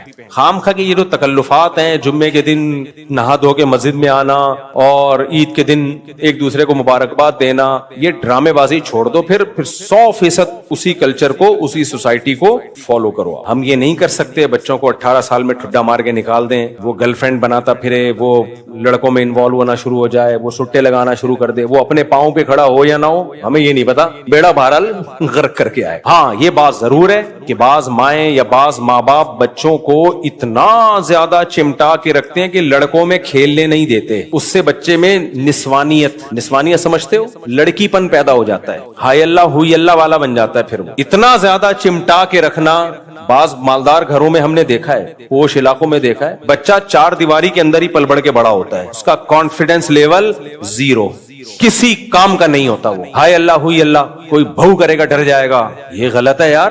ٹھیک ہے بچوں کو بگڑنے سے بچانا ہے, لیکن اس کو ہم نے لڑکی تھوڑی بنانا ہے. تو لڑکوں میں کھلاؤ, جاؤ جا کے کھیلو, باہر نکلو. ماں باپ کہتے ہیں نہیں باہر گالیاں سیکھے گا, ایکچولی ہمارا بچہ خدا کی قسم گالیاں سیکھ لینا یہ بری چیز ہے, اچھا کام نہیں ہے, لیکن یہ اس سے کم درجے کی برائی ہے کہ کچھ بھی نہیں سیکھے, وہ بہو کرے اور بھاگ جائے. وہ گالیاں سیکھے گا چماٹ مارو. ہمارے بچے جب تھوڑے بڑے ہونے لگے تو گلی محلے میں کھیلنا شروع کیا انہوں نے, کہیں سے مجھے یاد ہے ایک دن آیا گھر میں گالی دے رہا ہے, میں نے طبیعت سے کھنچائی کی اس کی, میں نے کہا یہ دوبارہ گالی زبان سے نکلی نا ٹانگے توڑ دوں گا میں. تو اللہ کا شکر ہے اس کے بعد سے نہیں نکلی, لیکن کھیلے تو صحیح. پھر ہمیں اپنا بچپن یاد آتا ہے یار, اگر ہم بچپن میں لڑکوں میں نہ کھیلے ہوتے, اور 1 نمبر کے شرارتی لڑکے, میں تو اپنے بچپن کے دوستوں کو یاد کر کے دیکھتا ہوں اللہ کا شکر ہے ہماری جان بچ گئی, ورنہ ہم پتھر سے, وہ نہیں ہوتا وہ کیا ہوتا ہے یار, وہ کرمچ کی گیند سے وہ کھیلتے ہیں نا, مارم پیٹی, پتھروں سے مارم پیٹی کھیل رہے ہوتے تھے بعض دفعہ. شکر ہے سرور نہیں پھٹا, یہ بھی خیر زیادتی ہے, اتنا بھی آگے مت جاؤ. ہوم اسکولنگ کی کا میں قائل ہوں کیونکہ بچے کا ٹائم بہت بچتا ہے اس میں اور بہت کچھ پڑھ لیتا ہے, لیکن یہ جب ہے جب آپ کا بچہ باقی ٹائم لڑکوں میں کھیلتا کودتا بھی ہو. اگر گھر میں ہی بند کر کے اس کو اسکولنگ بھی ہو رہی ہے, باہر نکلنے ہی نہیں دے رہے, تو بھائی پھر اسکول بھیجنا بہتر ہے. کچھ لونڈے لپاڑوں میں بیٹھے گا جا کے, کچھ ابے تبے سیکھے گا. اور ماں باپ نے بچوں کو ایک اور طرح سے چھوئی موئی بنایا ہوا ہے, کہیں بچہ باہر سے پٹ کے آ جائے نا, کسی بچے نے ایک چماٹ مار دیا, مائیں آ جاتی ہیں کلاشن کوفے لے کے, کس نے مارا میرے بچے کو, کون ہے جو میرے بچے پہ ہاتھ اٹھائے, ہائے ہائے میرے بچے کا خون نکل گیا, ہائے میرے بچے کا منہ سوج گیا. بھائی ادھر سے سوجائے تو بیلنس کے لیے ادھر لگاؤ گے, بیلنس کیا ہو جائے گا, کچھ بھی نہیں ہوتا. بچے پٹتے بھی ہیں, پیٹتے بھی ہیں, خون بھی نکلتے ہیں, پھوڑے بھی نکلتے ہیں, سب کچھ چلتا ہے. تبھی غریب کے بچے میں زیادہ کانفیڈنس ہوتا ہے. یہ جو ہمارے فیملی پلاننگ والے کہتے ہیں نا غربت ہوگی تو بچے پلیں گے نہیں, تم کبھی آؤ خوشبو لگا کے میرے ساتھ, میں تمہیں غریبوں کے بچے بتاؤں, خدا کی قسم زیادہ اچھے پلے ہوئے ہیں, بشرطے کہ مذہب ہو ان کے گھر میں. مذہب نہیں ہے تو پھر بگڑتے ہیں, پھر تو چرس ہیروئن شراب کی طرف جاتے ہیں. مذہبی گھرانہ ہو اور غربت ہو, زیادہ اچھے پل جاتے ہیں, ان کا کانفیڈنس لیول زیادہ ہوتا ہے. میں ایسے غریب بچوں کو جانتا ہوں, سب کچھ کر رہے ہیں, وہ رکشے کے وقت رکشہ چلائیں گے, ریڈی کے وقت ریڈی لگائیں گے, ٹھیکیدار بنے ہوئے ہیں, کنسٹرکشن کے کام کر رہے ہیں, باپ کو بھی کھلا رہے ہیں, ماں کو بھی کھلا رہے ہیں, شادی کرتے ہیں, بچے کو بھی کھلاتے ہیں, اپنے بچوں کو بھی کھلاتے ہیں, خاندان کو بھی کھلاتے ہیں. پھڈا ہو بندوقیں لے کے پہنچ جائیں گے, جو کام کروانے کروا لو ان سے. پڑھائی میں بھی آگے, کراٹے ماسٹر بنا دو اس میں آگے نکل جائیں گے. اور ایسے مالداروں کو جانتا ہوں, میرا بچہ ہے میرا بچہ, ایسے ٹھش پش ملنے کے لیے آتے ہیں, بات کرتے ہیں نا, میں سوچتا ہوں کہ یہ پتہ نہیں ہی ہے یا شی ہے. اب میں کیا اسٹائل ماروں, ان کا اچھا نہیں لگ رہا. وہ بعض لوگ سمجھ جائیں گے ہماری بات ہو رہی ہے, دیکھیں نا مفتی صاحب آپ دیکھیں اس طرح کی بات کر رہے ہوتے ہیں. تو یار اللہ کا شکر ہے میرے تو جذبات اب خراب ہونے کا خطرہ نہیں ہے, لیکن کسی اور کے سامنے اس اسٹائل میں بات مت کرنا, وہ بگڑ جائے گا. ناروے میں کسی ڈاکٹر صاحب نے مجھ سے پوچھا, ڈاکٹر صاحب نے, کہ مفتی صاحب ہمارے پاس نا کچھ ایسے لوگ آتے ہیں جو لڑکوں میں دلچسپی لیتے ہیں, اللہ معاف فرمائے ممبر پہ کیا کروں, تو وہ آتے ہیں تو وہ ہم ان کو کیسے سمجھائیں کہ یہ مت کرو, سختی تو ہم کر نہیں سکتے. تو میں نے کہا ڈاکٹر صاحب ان لڑکوں کو جو گے ٹائپ کے ہیں ان کو آپ پیار سے سمجھائیں. پھر مجھے ایک دم خیال آیا کہ یار یہ کچھ اور نہ ہو جائے اگر پیار سے سمجھائیں. پھر میں نے کہا اتنا پیار سے نہ سمجھائیں کہ آپ ہی پہ دل آ جائے اس کا, کیونکہ اس کا تو وہ تو دلچسپی اس کو تو آدمیوں میں, اللہ معاف فرمائے. میں نے کہا سب سے پہلے ڈاکٹر صاحب اپنی کیئر کرنی ہے, اتنی محبت سے نہ سمجھائیں. ان کا وقتوں کا کوئی بھروسہ نہیں ہوتا, کسی بھی وقت دل آتا ہے ان کا. تو یہاں تک تو بات ٹھیک ہے کہ بچے کو لڑکا بناؤ, لڑکی مت بناؤ, لڑکا بناؤ. اس کو تھوڑا گلی محلے میں کھیلنے کودنے دو, پٹ گیا کوئی بات نہیں, جب گھر میں آئے پٹ کے بولو کوئی بات نہیں بیٹا, اگلی دفعہ تو کوڑ دینا. کیا خیال ہے, اگلی دفعہ تو کوڑ دینا. نہیں ماں باپ, ہاں نہیں یہ مفتی صاحب جنگلی بنا رہے ہیں ہمارے بچوں کو, مفتی صاحب ہمارے بچوں کو بگاڑ رہے ہیں. تمہارا بچہ تمہارے کام کا نہیں ہوگا. اگر جس قسم کا بچہ, میں ہمارے گھر میں بہت پرانا واقعہ ہے. ایک افغانی آ کے ٹھہرے تھے, میرے دوست تھے وہ, ان کا بچہ بھی تھا, 2-3 بچے ان کے چھوٹے چھوٹے موٹے موٹے اور اتنی چوڑی چوڑی کلائیاں. یہ فیملی پلاننگ والے کہتے ہیں اکٹھے 2-3 بچے ہوں تو کمزور ہوتے ہیں, تو بکواس کرتے ہیں. فیملی پلاننگ والوں جھوٹ کے پورے نا ڈبے لے کے گھوم رہے ہوتے ہیں, خوب سمجھ لو. ان کا مقصد نسل روکنا ہے, اس کے لیے ان کو کتنا جھوٹ بولنا پڑے یہ بولیں گے. کہتے ہیں زیادہ بچے پیدا کریں گے عورت کی صحت خراب ہوتی ہے. بھائی بچے روکنے سے صحت خراب ہوتی ہے, کیونکہ وہ نیچرل نہیں ہے. روکنا آسان کام تھوڑی ہے, گولیاں کھانی پڑیں گی اور پتہ نہیں کیا کیا مصائب ہیں, اس کے مسائل ہیں. وہ کہہ رہے ہیں جو اتنے بچے پیدا ہو گئے, ایک ابھی انٹرویو لیا کے پی کے کی کسی خاتون کا, فیملی پلاننگ والوں نے, اس کے 10 بچے ہیں, پٹھان عورت ہے, اس کے 10 بچے ہیں. انٹرویو لیا, دیکھو بیچاری کے 10 بچے اور 3 مر گئے. یہ ہوتا ہے بھائی, 3 مر گئے تو وہ تو سہولتیں نہ ہونے کی وجہ سے ہیں. کے پی کے میں آپ سہولتیں دو, یہ تو گورنمنٹ کا عیب ہے نا. وہ خوش ہے اپنے بچوں کے ساتھ, اس کو باغی بنا رہے ہیں. اور ان کا سب سے زیادہ زور کے پی کے کی طرف ہے, کیونکہ ان کا فیملی سسٹم مضبوط ہے. کہہ رہے ہیں اس کو توڑو کسی طرح سے, وہی حال ہو ان کا بھی, بڈھے بڈھوں کی لاشیں نکلے, کوئی بچہ اٹھانے والا نہ ہو. خیر, تو میں کیا بات واقعہ سناتے رہے ہیں. ہاں, تو ہمارے گھر میں ایک افغانی ٹھہرے ہوئے تھے, بہت پرانی بات ہے, دوست تھے میرے. 2 یا 3 بچے ان کے 1-1 سال کے وقفے سے, اتنی موٹی, اتنے سے بچوں کی کلائیاں, اور ماشاءاللہ سر بھی بڑے بڑے, جیسے کہتے ہیں نا پٹھان کا بچہ. ہم نے گوشت پکایا. اب ہمارے بچے کیا ہوتے ہیں, دیکھو بیٹا ہپا کھا لو, ہپا ایسے کہتے ہیں نا, ہپا کھا لو, پاٹھا کھا لو, نہیں امی نہیں, چلو سیریلیک کھا لو. پھر ڈاکٹروں کو ہم چیک اپ کراتے رہتے ہیں, بٹ بچے میں یہ والے وٹامن کی کمی, چڑچڑا ہو رہا ہے ڈاکٹر صاحب, اس کا ٹیسٹ کراؤ, یہ اس چیز کی کمی, فلاں کی کمی, ڈمکانے کی کمی, جائیدادیں کھانی رہ گئی ہیں بس, پھر بھی کمی. ان بچوں کو میں نے, اچھا ہمارے بچے چربی نہیں کھاتے, ٹھیک ہے نا, ان کو اسمیل آتی ہے, اسمیل سمجھ رہے, اسمیل آتی ہے ان کو چربی سے. دیسی گھی سے کیا آتی ہے, اسمیل. دودھ بھی بھینس کا نہیں پیتے. اب پہلے ہم تو دودھ تلاش کرتے تھے ملائی کے ساتھ, چائے میں بھی ہم ملائیاں الگ سے ڈالتے تھے, پھر مزہ آتا تھا چائے کا. تو یہ نہیں, وہ ایسے ڈرامے باز قسم کے بچے. وہ افغانیوں کے بچوں کو میں نے دیکھا, ہم بیٹھے ہوئے کھانا لگا ہوا ہے, وہ پوچھ بھی نہیں رہا اپنے بچے کو. یہ نہیں کہ اس کو محبت نہیں ہے, وہ اپنے بچے کو چھوئی موئی نہیں بنا رہا. بچوں سے سب کو محبت ہوتی ہے, کوئی بھی ہو. بچہ خود ہی آیا دسترخوان پہ بیٹھے, تو چھوٹے بچے پہ شلوار قمیض اچھی بہت لگتی ہے. میرا خیال ہے کتنے سال کا بچہ ہوگا وہ, 3-3.5 سال کا بچہ ہوگا. آیا دسترخوان پہ, اور جو ہڈی گڈی ہوتی ہے نا, وہ والی ہڈی جس میں نلی اور اوپر چربی لگی ہوئی ہو, ڈائریکٹ اس نے پلیٹ میں اس میں ہاتھ ڈالا ہے سٹائل, اور یوں اٹھایا اور ایسے کھانا شروع کیا. میں نے کہا بھائی یہی اس کی صحت کا راز ہے. ہم کیا کرتے, نہیں کپے گندے ہو جائیں گے, کپے توتلا بھی بنا رہے ہیں اس کو ساتھ ساتھ, کپے گندے ہو جائیں گے, ایسے نہیں کھاتے. کیا اس کی ولیمہ ہے جو کپڑے گندے ہو جائیں گے؟ چھوڑو گندے ہونے تو کپڑے یار اس کے, بچوں کے ساتھ بچوں کی طرح رہو. پھر بوٹیاں نوچ رہا ہے جو کر کے, ایسے کھا رہا ہے, ایسا مزہ آیا. بوٹی الگ کھائی ہے, پھر روٹی کا ٹکڑا پکڑا ہے, ایسے بڑے بڑے نوالے لے کے خالی روٹی کھا رہا ہے. میں نے کہا تم لوگ صحیح ہے یار, اور خود بھی ماشاءاللہ یہ چوڑی کلائیاں. میں نے کہا ہم لوگ تو پتہ نہیں ہمارے بچے کس طرح سے پل رہے ہیں. خیر اب پل تو گئے ٹوٹے پھوٹے جس طریقے سے بھی ہو. اس کو گلی میں محلے میں کون کوٹے گا بتاؤ, رکھ کے وہ نہیں آئے گا گھر میں روتا ہوا. مجھے یاد ہے ایک دفعہ گلی محلے میں میری لڑائی ہوئی, لڑکوں کی تو ہوتی ہے, ہونی چاہیے لڑکوں کی لڑائیاں. ہماری گلی محلے میں لڑائی ہوئی, وہ لڑکا مجھ سے 2 سال عمر میں بڑا, تو اس نے رکھ کے تھپڑ لگا دیا. تھپڑ لگایا تو میں گھر آیا روتا ہوا, والدہ کو بتایا, والدہ تو ماں ہوتی ہے, ہائے میرے بیٹے کو کس نے مارا. میرے بڑے بھائی نے مجھے بولا یا تو پٹ کے آؤ, نہیں پٹے ہو تو گھر آ کے رو نہیں. وہ جملہ مجھے یاد رہ گیا, یار آدمی کے بچے بنو, پٹے ہو تو اپنی ذلت گھر میں آ کے کیوں بیان کر رہا ہے بھائی. تو کوٹ دیتا, نہیں کوٹ سکتا تھا, وہیں آنسو پوچھ لیتا. کیونکہ جب آدمی پٹا ہو نا تو بتاؤ نہیں کسی کو میں پٹا ہوں, کوئی بات نہیں, کچھ بھی نہیں ہے, ایسے بن جاؤ جیسے کچھ ہوا ہی نہیں ہے. مجھے وہ بہت اچھا لگا, اس وقت تو اچھا نہیں لگا تھا, لیکن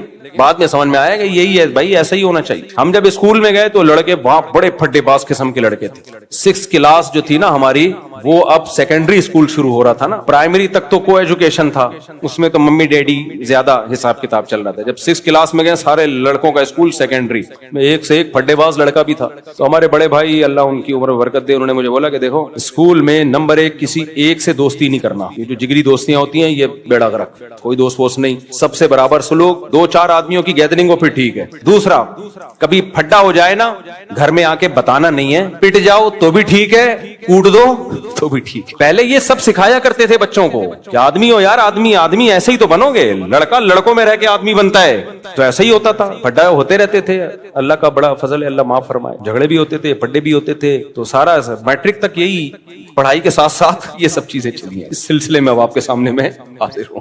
تو پھر ہم مدرسے میں گئے تو وہاں دونوں طرح کے بچے تھے, کچھ ہائی اللہ ہوئی اللہ والے بھی تھے اور کچھ پٹ پٹا کے آنے والے بھی تھے. جو پٹ پٹا کے آئے تھے ان کا کانفیڈنس لیول زیادہ تھا, ان کا کانفیڈنس لیول زیادہ. تو وہ میں بات کر رہا تھا, وہ کہہ رہا 18 سال کے بچے کو گھر سے باہر اتنا نہیں کرو کہ گھر سے باہر نکال دو اس کو, وہ بگڑ جائے گا. کنٹرول رکھو اس کے اوپر, لیکن اس کا لڑکوں میں کھیلنا ضروری ہے. اور یہ بھی ایک بات ذہن میں رکھو, سب سے بہتر کھیلنے کے لیے اپنے بھائی ہوتے ہیں. بچوں کو اپنے بھائی دو, بیٹیاں ہیں تو ان کو بہنیں دو, نسل مت روکو. آپ نے دیکھا جن بچوں کے بھائی زیادہ ہوتے ہیں ان میں مردانگی زیادہ ہوتی ہے, اور جو اکلوتا ہوتا ہے بہنوں کا اس میں نسوانیت آ جاتی ہے. تو بیٹیوں کو بیٹیاں چاہیے, بیٹوں کو بیٹے چاہیے. جب ایک ایک دو بچے ہوں گے پروگرام بڑھ جائے گا, پروگرام بڑھ جائے گا. خیر کہاں سے چلے تھے ہم, کدھر کو نکل لیے. تو میں جو اصل بیان لے کے چلا تھا, ہاں یہ میں بتا رہا تھا کہ آج کل جو موٹیویشنل اسپیکر کچھ صحیح بھی ہوتے ہیں ان میں, لیکن میجورٹی عجیب عجیب باتیں, بعض باتیں ٹھیک ہوتی ہیں لیکن جب آپ وہ کریں گے تو اس کا سوسائٹی پہ اثر بہت غلط پڑے گا, بہت غلط اثر پڑے گا سوسائٹی پہ. اسی وجہ سے ہمیں قیصر احمد راجہ پسند ہے. قیصر احمد راجہ جو ہے نا, وہ آج کل کے نام لحاظ لبرلز کے خلاف بہت خاندانی اور بہت مضبوط لب و لہجے میں کام کر رہے ہیں. آپ ان کی ویڈیو کو زیادہ سے زیادہ سوسائٹی میں پھیلائیں. تو اللہ تعالیٰ نے ہمیں جو دین اور مذہب دیا, یا ایھا الذین آمنوا ادخلوا فی السلم کافہ, تو میں حدیث پیش کی تھی آپ کے سامنے. نبی صلی اللہ علیہ وسلم نے ارشاد فرمایا کہ ذاق طعم الایمان من رضی باللہ ربا, پورا جو مسلمان ہوگا نا اپنے آپ کو مکمل اسلام کے حوالے کر دے گا. تو آپ صلی اللہ علیہ وسلم نے فرمایا وہ ایمان کی مٹھاس چکھ لے. تو ہم ایمان کی مٹھاس کیوں نہیں چکھ رہے؟ ہم آدھے تیتر آدھے بٹیر والی پالیسی پر عمل کر رہے ہیں. تو اپنے آپ کو مکمل حوالے کیسے کریں گے ہم؟ دیکھو اللہ تعالیٰ نے آدم علیہ السلام اور شیطان کا واقعہ قرآن میں بار بار کیوں بیان کیا؟ جب اللہ تعالیٰ کی طرف سے شیطان کو آرڈر آیا تو شیطان نے ماننے سے انکار کر دیا. اس کی لاجک پوچھی. تو جو اہل ایمان لوگ ہیں ان کو جب اللہ کی طرف سے کوئی حکم دیا جاتا ہے وہ بس اللہ کے آرڈر پہ لبیک کہتے ہیں, اس کی حکمت اور علت جاننے کی کوشش نہیں کرتے, اس کی حکمت اور علت جاننے کی کوشش نہیں کرتے. اس میں اتنا سکون ہے. اس لیے مسلمان کے پاس ایک ٹریک ہے, سیدھا راستہ جس پہ وہ چلتا چلا جائے. غیر مسلم کے پاس سرے سے راستہ ہی نہیں ہے, وہ اس مادی ترقی کو ہی سب کچھ سمجھنے لگا ہے, وہ اس مادی ترقی کو ہی سب کچھ سمجھنے لگا ہے. تو ہمارے پاس اللہ نے ایک ہمیں سیدھا راستہ دیا ہے. اس راستے میں اللہ نے ہمیں 5 نمازیں فرض کی ہیں, اس راستے میں اللہ نے ہمیں رمضان کے روزے دیے ہیں, اس راستے میں اللہ نے اپنا ریلیشن بھی بتایا اور مخلوق کا ریلیشن بھی بتایا. مخلوق کے ریلیشن میں اس اللہ نے ہمیں ماں باپ کا حق دیا, بیوی بچوں کا حق بتایا. تو مسلمان ان سارے ریلیشن کو پورا کرتا ہے. انہی ریلیشن میں انہی احکامات میں ایک بہت اہم ترین حکم ہے صبر. یہ صبر بھی آج کل مارکیٹ سے شارٹ ہوتا جا رہا ہے. تو ایجوکیشن کا ریشو تو بڑھ رہا ہے لیکن خودکشیاں اسی حساب سے بڑھتی چلی جا رہی ہیں. اس سے پتہ چلتا ہے بھائی انسان کی کامیابی کے لیے تعلیم سے زیادہ ضروری مذہب ہے. تعلیم سے زیادہ ضروری کیا ہے؟ مذہب. دیکھو اگر ہمیں کوئی غم پہنچتا ہے, اللہ ہم سب کو غموں سے محفوظ رکھے, یا تو وہ غم ہماری حماقت سے ہوگا یا کسی قدرتی حادثے کا نتیجہ ہوگا. دونوں میں سے ایک ہی بات ہو سکتی ہے نا. اگر قدرتی حادثہ ہے بھئی اللہ کی طرف سے, اللہ نے کیا فرمایا؟ صبر کرنا ہے. نیک لوگ صبر کرتے ہیں. ہمارے حضرت مفتی رشید احمد صاحب رحمہ اللہ تعالی فرمایا کرتے تھے کہ دینداری کو ناپنے کا طریقہ ہو نا, کسی کی دینداری ناپنی ہے کہ کتنا دیندار ہے. جیسے بخار کبھی کسی کو ہوتا ہے تو ماتھے پہ ہاتھ رکھ کے بعض دفعہ پتہ نہیں چلتا, ویسے ہی ماتھا بعض دفعہ دھوپ سے گرم ہو رہا ہوتا ہے. ایکسپرٹ تو بتا سکتا ہے لیکن عام آدمی دھوکہ کھا سکتا ہے. تو فرماتے تھے کہ بخار چیک کرنے کے لیے تھرمامیٹر لگاؤ گے, پتہ چل جائے گا بھئی یہ دھوپ سے ماتھا گرم تھا یا واقعی سچی مچی میں اس کو بخار تھا. تو ہمارے حضرت مفتی رشید احمد صاحب رحمہ اللہ تعالی بڑے اللہ والے بزرگ تھے, اللہ ان کی مغفرت کرے, ان کے درجات کو بلند کرے. وہ فرماتے تھے کسی کو ناپنے کے لیے کہ یہ سچی مچی کا دیندار ہے یا صرف دینداروں والا گیٹ اپ اختیار کیا ہوا اس نے, یہ ناپنے کے لیے کہ غم میں اس کی کیا کنڈیشن ہوتی ہے, پریشانی میں کیا حالت ہوتی ہے اس کی. میں اس میں ایک اور جملہ ایڈ کر لیتا ہوں, خوشی میں کیا کیفیت ہوتی ہے. جو بے دین لوگ ہیں خوشی میں اترانے لگتے ہیں, اپنی اوقات بھول جاتے ہیں۔ اچھا ایک اور بات یہاں پہ، بعض دفعہ آدمی کو کوئی خوشی ملتی ہے اپنی اوقات بھولتا نہیں ہے، لیکن دوسرا اس کے بارے میں بدگمان بلا وجہ ہو رہا ہوتا ہے کہ یہ اپنی اوقات بھول گیا۔ تو یہ جو دوسرا ہے نا، یہ بہت پس ذہنیت کا ہوتا ہے۔ علماء کے پاس پیسہ آتا ہے نا، ان کی دل کی کیفیت تبدیل نہیں ہوتی۔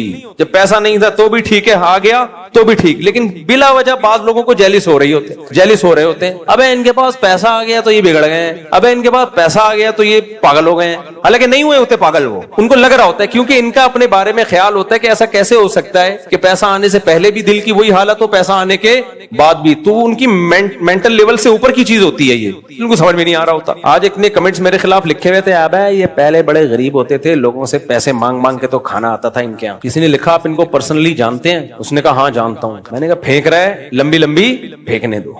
اللہ کا شکر ہے ہم نے زندگی میں کبھی کسی کے سامنے ہاتھ نہیں پھیلائے، اور میں لوگوں سے کہتا ہوں جب میں مشہور نہیں تھا نا زیادہ خوش تھا، سمجھ رہے ہو؟ جن یہ بیٹھے ہوئے نا 2006 میں مشہور تھا نہیں تھا؟ پرانے لوگوں سے پوچھو جن کے زمانے کی ٹرینیں بندوق، استغفر اللہ، یعنی جو ماشاءاللہ رفیع بھائی ہمارے جوان ہیں، 2006 میں جب ہم یہاں آئے کیا حالت تھی ہماری؟ اس وقت بھی پھدکتے پھرتے تھے کہ نہیں پھرتے تھے؟ کبھی آپ نے چین سے بیٹھا ہوا دیکھا؟ ہاں وقتی طور پر کبھی کسی بات پہ غصہ آ جاوا ہو، وہ تو ہر آدمی کو آتا ہے، اس وقت ٹینشن میں ہوتا ہے، نارملی تو ٹھیک خوش ہی تھے نا الحمدللہ۔ تو ہر آدمی کو مولویوں سے کچھ ذاتی بغض ہے لوگوں کو۔ بھائی مولوی کو تمہاری زندگی سے کچھ لینا دینا نہیں، اللہ کا پیغام تم تک پہنچا رہا ہے، کوئی ڈنڈا لے کے مسلط تھوڑی کر رہا ہے۔ تمہیں سمجھ میں آ جائے مان لو، نہیں سمجھ میں آئے مت مانو۔ لوگ کہتے ہیں یار یہ حلال یہ حرام، تو یہ پھر یہ لوگ ہماری ذاتی زندگی میں دخل اندازی کرتے ہیں۔ بھائی ذاتی زندگی میں نہیں کرتے، ہم جنرلی اصول بتاتے ہیں، تو لوگوں کو پھر چڑ ہوتی ہے، پھر مولانا کے خلاف ہوتے ہیں۔ یہ خوب سمجھ لو، جس طرح سے میں نے فیملی پلاننگ والوں کی دھجیاں اڑائی ہیں نا، اور خاندانی نظام کو پروموٹ کرنے کی کوشش کی ہے، اللہ سے پناہ مانگتا ہوں میں، لیکن یہ این جی اوز میرے پیچھے ضرور پڑی ہوئی ہوں گی، ان کا بس چلے کوئی نہ کوئی اسکینڈل بنا کے اللہ بچائے یہ لوگ ڈالنے کی کوشش کریں گے، کیونکہ یہ نیچ حرکتوں پہ اترتے ہیں۔ ان کے پاس جب نظریاتی طور پہ جواب نہیں ہوتا نا تو شخصیات پہ کیچڑ اچھالتے ہیں یہ۔ تو میں تو اس کے لیے ذہنی طور پہ تیار رہتا ہوں کہ کچھ بھی کر سکتے ہیں، اللہ بچا، اللہ سے پس پناہ مانگتا ہوں میں۔ امریکہ میں ایک مولانا صاحب تھے، 15 سال پہلے بیوی کو ڈیورس دی تھی انہوں نے، میاں بیوی میں علیحدگی ہو گئی، 15 سال کے بعد ان کی بیگم نے کہیں کیس کیا، 15 سال پرانا۔ اب جو این جی اوز تھی نا جو مولویوں سے چڑتی ہیں، انہوں نے 15 سال پرانے کیس کو اٹھا کے ایسا چلایا ہے کہ یہ آدمی بیوی پہ ظلم کرتا تھا، یہ کرتا تھا، وہ کرتا تھا، اتنا ذلیل کیا بیچارے کو، اور یہ نہیں بتا رہی کہ بیوی کے ساتھ جس سے ڈیورس ہو گئی۔ تو یہ پروپیگنڈے کے ماسٹر ہوتے ہیں یہ لوگ، کچھ بھی کر سکتے ہیں، اور ان کا تیروں کا رخ سب سے زیادہ مولویوں کی طرف ہے، اور عام مولویوں کی طرف نہیں۔ جو نماز کی ترغیب دے گا اس کی طرف نہیں، زکات کی ترغیب دینے والے کی سے ان کی کوئی دشمنی نہیں ہے، حج کی ترغیب دینے والے سے ان کی کوئی دشمنی نہیں ہے، ان کی دشمنی بندے سے ہے اور میرے جیسے مولویوں سے ہے، جو عورت کو کہہ رہے ہیں کہ شوہر کی سربراہی مانو، جو عورت کو کہہ رہے ہیں نسل بڑھانا تمہاری فطری اور مذہبی ذمہ داری ہے، گھر سنبھالنا تمہاری ذمہ داری ہے، عورت کے پاس ڈیورس کا حق نہیں ہے۔ یہ جو مولوی اس طرح کی باتیں کر رہا ہے نا، ان کی کیونکہ کروڑوں اربوں روپے خرچ کر رہے ہیں خاندانی نظام کو توڑنے پر، تو جو مولوی خاندانی نظام کو جوڑنے کی بات کرے گا آپ کیا سمجھتے ہو اس کو ہی چھوڑ دیں گے ایسے ہی؟ یہ تو اب تک اللہ نے بچایا ہوا ہے مجھے، کوئی ویک پوائنٹ ان کے ہاتھ میں آیا انہوں نے رائی کا پہاڑ بنا کے پیش کرنا ہے، رائی کا پہاڑ بنا کے۔ سمجھ رہے ہو کہ نہیں سمجھ رہے؟ آپ نماز روزے کی ترغیب دیتے رہو، دینی چاہیے، علماء دیتے ہیں الحمدللہ، لیکن این جی اوز کو اس سے کوئی دشمنی بولو نہیں ہوگی، کوئی دشمنی نہیں ہے، کیونکہ ان کی توپوں کا جو رخ ہے نا وہ سارا رخ ہے ہمارے فیملی سسٹم کو ڈسٹرائے کر دو، تباہ کر دو، اور وہ کیسے ہوگا؟ عورت کو مرد کے مقابلے میں لا کے کھڑا کر دو، بس آزادی آزادی کی بات کرو، وہ بھی آزاد، فلاں بھی آزاد، بہو ساس سسر کی خدمت سے آزاد۔ اب دیکھو آج ایک اسکینڈل آیا ہے کہ ایک سسرال نے بہو پہ ظلم کیا، اس کو مار دیا، پتہ نہیں کیا کیا، تو اس پہ خاتون نے ری ایکشن ریکارڈ کروایا ہے برقعے میں، نقاب میں آ کے کہہ رہی ہیں جب ہماری سوسائٹی میں یہ سکھایا جائے گا کہ بہویں ساس سسر کی خدمت کریں اور ان پر لازم ہے تو یہی حشر ہوگا۔ او بھائی ہماری سوسائٹی میں صدیوں سے بہویں ساس سسر کی خدمت کرتی ہیں، ایسے واقعات کروڑوں میں ایک ہوتے ہیں، اس ایک واقعے کی بیس پہ آپ نے کہہ دیا کہ بہو ساس سسر کی خدمت ہی نہ کرے۔ جب گھروں میں رہتے ہیں تو چھوٹوں پر بڑوں کی خدمت لازم ہے یا نہیں ہے؟ یہی تو ہماری سوسائٹی کی خوبصورتی ہے۔ آپ کی ماں کہہ رہی ہے بہو کو پانی لے کر آؤ، وہ نہیں لے کر آئے پانی، کیسے برداشت کر لو گے آپ؟ ہاں جہاں ظلم ہو رہا ہے، حد سے زیادہ کام لیا جا رہا ہے، وہ غلط ہے، اس کو تو سب 100 دفعہ غلط کہا جاتا ہے۔ ایک واقعہ ہوگا اس کو رائی کا پہاڑ بنا کے، بھائی ایسے واقعات بھی تو ہوتے ہیں نا کہ شوہر نے بیوی کے چہرے پہ تیزاب ڈال دیا، ہوتے ہیں کہ نہیں ہوتے؟ یہ ظلم ہوتا ہے۔ اب آپ کو اس سے پتا چلتا ہے کہ شوہر ہونا ہی نہیں چاہیے. بھائی صحیح نہیں پتا چلتا. آپ کا شوہر نہیں ہوگا تو آپ یہ نہیں سب کو شوہر لیس بنانے کی کوشش مت کرو. مرد عورتوں پہ ظلم کرتے ہیں, نہیں کرتے بھائی. 99% محبت کرتے ہیں اور 99% عورتیں بھی اپنے ہسبینڈ سے محبت کرتی ہیں. 1% کی وجہ سے سب کو برباد مت کرو. ہر آدمی منجن بیچ رہا ہے جس کا جو تو میں آپ سے کہہ رہا تھا کہ این جی اوز یہ جو فیمنسٹ عورتیں ہیں ان کو میرے بھائی آپ کے نماز روزے والے بیانات سے کوئی ایشو بولو نہیں. کروڑوں اربوں روپے خرچ ہو رہے ہیں میرے بھائی, کروڑوں اربوں روپے خرچ ہو رہے ہیں نسل روکنے پر, اور ان زیادہ تر یہ کے پی کے میں خرچ ہو رہے ہیں. تبھی کے پی کے میں تو میرا بیان ہی یہی ہوتا ہے, بیان یہی. تو یہ میرے بہت بڑے دشمن ہیں, یہ کچھ بھی نکالیں گے, کچھ بھی نکالیں گے, یہ لطیفے بھی بنائیں گے, یہ ان کو کچھ مل نہیں رہا ابھی. اللہ نہ کرے میرا ذرا سا گھر میں اختلاف ہو جائے اور میڈیا پہ آ گیا تو پھر دیکھو یہ کیسے اچھالتے ہیں. ہر آدمی کا ہوتا ہے, ابھی تک ہے نہیں لیکن ہو سکتا ہے, اللہ بچائے, علیحدگی بھی ہو سکتی ہے, کوئی چانس نہیں ہے انشاءاللہ علیحدگی کا. ایک مثال دے رہا ہوں, فوراً انہوں نے میڈیا کی زینت بنانا ہے, فوراً میڈیا کی زینت بنانا ہے. تو یہ توپے لے کے کھڑے ہوئے میرے خلاف, کچھ ملے تو ہم تو ایک بات کے قائل ہیں, ذاق طعم الایمان, ایمان کا ذائقہ وہ چکھے گا جو اللہ کو اللہ اور رسول کو رسول مانے. ہم عورت سے کہتے ہیں پردہ کرو, کیوں, کس کا حکم ہے, اللہ کا. بس اللہ کے حکم کے آگے ختم. اب کوئی کتنی مرضی دلیلیں دیں ایکچولی کر کے ہٹا ہے. اللہ نے عورت کو حکم دیا گھر سے باہر نکلے حجاب لے, ختم. دیا کہ نہیں دیا حکم؟ اللہ نے عورت کو حکم دیا دیور سے بھی, اب آپ لوگ کو تکلیف شروع, دیور سے کیا کرے, پردہ کرے, ختم. اب ساس کہہ رہی ہے کہ نہیں ایکچولی ہمارے گھر کا ماحول خراب ہو رہا ہے, وہ منہ ادھر کر کے بیٹھی ہوئی ہے. بھائی جو بھی ہو رہا ہے آپ کے گھر کا ماحول, اللہ کا حکم ہے. بھابھی دیور سے منہ سے یعنی بول کیوں نہیں رہے, کیا کرے گی, پردہ کرے گی. آپ کو سالی سے فری ہونے کی اجازت نہیں. میں پنجاب میں تھا تو ایک صاحب نے کہا کہ وہ مولوی صاحب جو ہے وہ ایک صاحب ہیں اپنی سالی کو لے کے آ رہے ہیں سفر میں. سالی, میں نے کہا سوالی وہ مولوی صاحب ہو کے سالی کو لے کے آ رہے ہیں تو جائز نہیں ہے. کہہ رہے ہیں نہیں ایکچولی کوئی مولوی صاحب بھی شریف آدمی, ان کے سالی بھی. میں نے کہا بھائی شریف کی کیا بات ہے, آپ غیر محرم کے ساتھ سفر کر ہی نہیں سکتے, ختم. تو یہ تو لبرل لوگوں کی باتیں, آنکھیں صاف ستھری ہیں اور ہمارے دل صاف ہیں اور ہم گندی سوچ کے, تمہاری باتیں. ہمیں جب اللہ رسول نے کہہ دیا یہ محرم یہ نامحرم, ہمارے لیے سوچنے کا آپشن بولو. انگریزوں نے نا یہ لبرل ہوتے ہوتے پتہ کہاں چلے گئے, اتنا آگے چلے گئے ہیں کہ بیگم صاحبہ جمشید سے سلام دعا ہے, اچھی ٹائٹ قسم کی سلام دعا ہے, وہ اس کو بھی کچھ نہیں کہہ سکتا. انگریزوں کا جمشید کی بات کر رہا ہوں بھائی, یہاں والے جمشید کی نہیں. جمشید ایک کیریکٹر ہے, تو ان کے ہاں یہ کہ میری سوچ ٹھیک نہیں ہے, میری سوچ اچھی ہے. بھائی سوچ ووچ کی ایسی کی تیسی. محرم نامحرم کی تقسیم کس نے کی ہے, بولو اللہ نے. لوگ آتے ہیں میرے پاس, ابا مجھ سے تمیز سے بات نہیں کرتے, ابا یہ کرتے ہیں, ابا وہ کرتے ہیں, میں کیا کروں. بھائی حسن سلوک کے علاوہ تمہارے پاس کوئی آپشن نہیں ہے. بھائی یہ کیا, بھائی یہ کہ چھوڑ دے.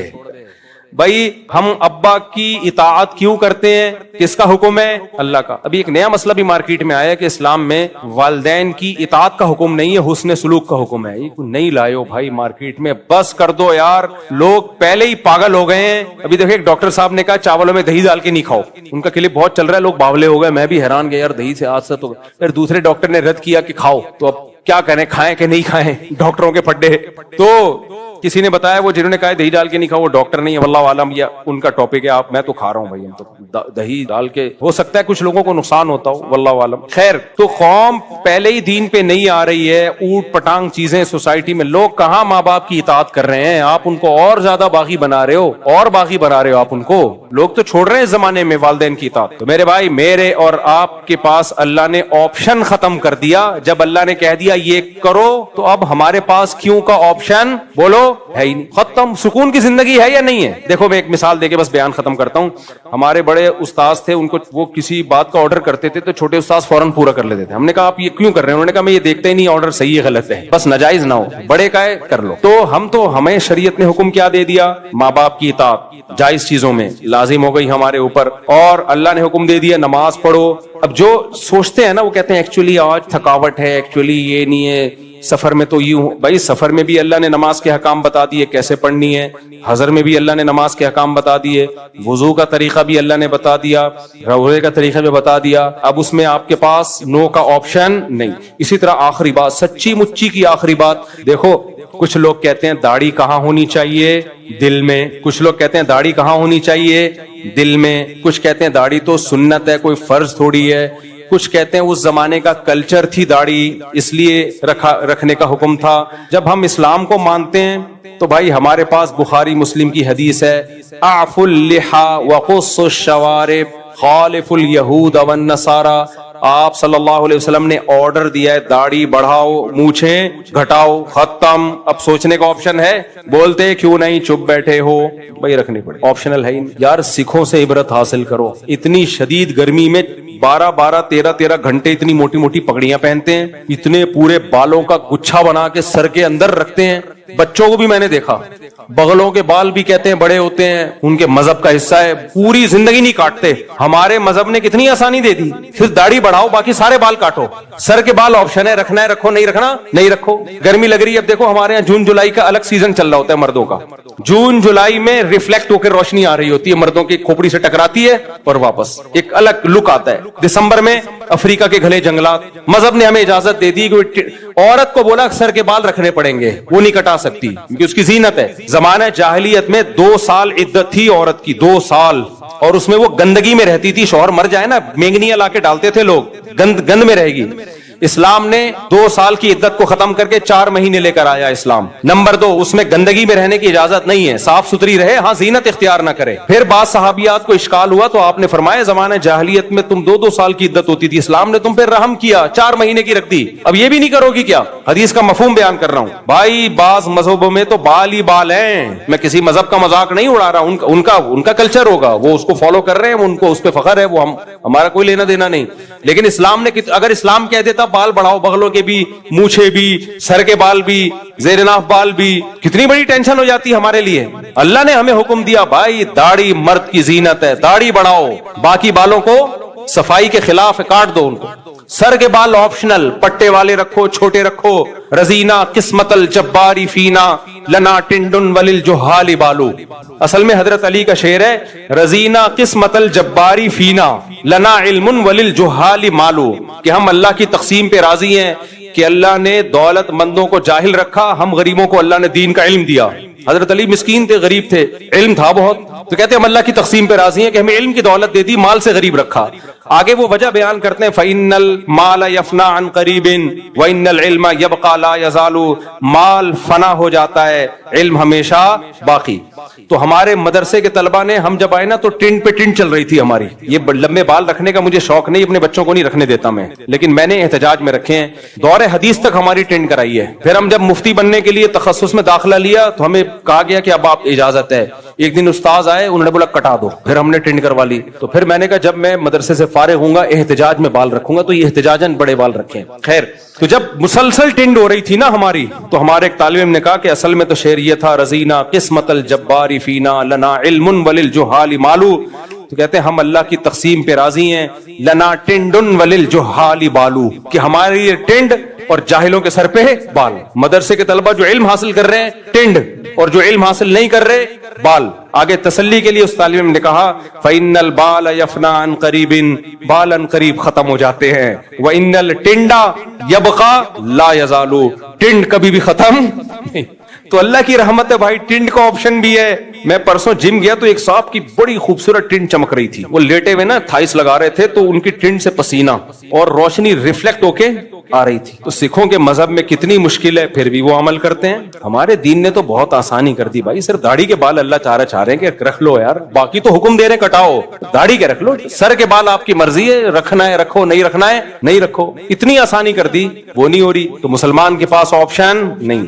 اب دیکھو میں سکھوں سے پوچھتا ہوں کہ تم کیوں بال رکھتے ہو, وہ کوئی دلیل نہیں دیتے, کہتے ہمارے مذہب کا حکم ہے. یار ہم محمد صلی اللہ علیہ وسلم کے ماننے والے ہیں, ہم سید الانبیاء کی بات نہ مانیں اور ان لبرل لوگوں کی باتوں میں آئیں, تو رکھ لو بھائی, اللہ نے حکم دیا ہے تو ہمت کر لو. کیا جا رہا ہے اس میں, کچھ بھی نہیں ہوگا. کیا داڑھی والے جن چڑیل بھوت لگ رہے ہوتے ہیں کیا؟ میں آپ کو کیا لگ رہا ہوں, اسی پہ 4 ہوئی ہیں میری, اسی پہ 4 ہوئی ہیں, تو آپ کو بھی مل جائے گا رشتہ انشاءاللہ. ہاں کچھ داڑھی والوں کو پسند نہیں کرتی, ریجیکٹ کر دیتی ہیں, ایسی کی تیسی. ان لبرل انٹیوں سے شادی کر کے تم نے کرنا کیا ہے؟ وہ پھر میں بولوں گا بیچ کے کھا جائیں گی, تو ارشاد بھٹی آئے گا, بولے گا آپ نے کیوں بولا بیچ کے کھا جائیں گی. اس لیے میں یہ جملہ, اس لیے میرے بھائی مذہبی گھرانوں میں کرو. اللہ تعالیٰ ہدایت دے.